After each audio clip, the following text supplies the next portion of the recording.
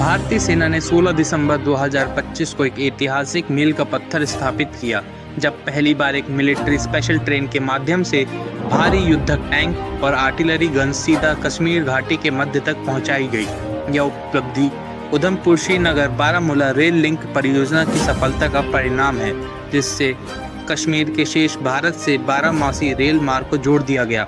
इस ट्रेन ने दुनिया के सबसे ऊंचे रेलवे पुल चिनाब ब्रिज को पार करते हुए दक्षिण कश्मीर के अनंतनाग तक का सफर तय किया।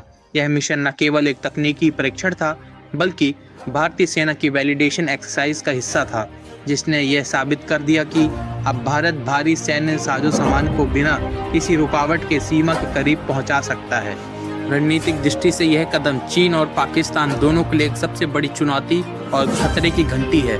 अब तक सर्दियों के महीनों में भारी बर्फबारी और भूस्खलन के कारण जम्मू श्रीनगर नेशनल हाईवे अक्सर बंद हो जाता था, जिससे भारी टैंकों और तोपों की आवाजाही पूरी तरह सड़क मार्ग और मौसम पर निर्भर थी। लेकिन अब रेलवे के माध्यम से भारतीय सेना साल के 365 दिन और किसी भी मौसम में एलओसी और एलएसी पर भारी हथियारों की तैनाती करने में सक्षम हो गई है।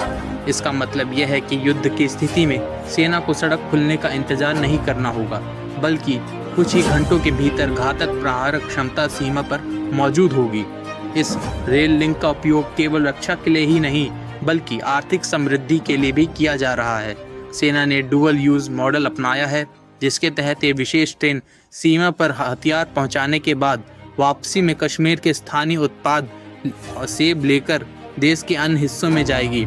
इससे जहां एक और रसद की लागत कम होगी, वहीं दूसरी ओर घाटी की अर्थव्यवस्था को भी बड़ा बढ़ावा मिलेगा।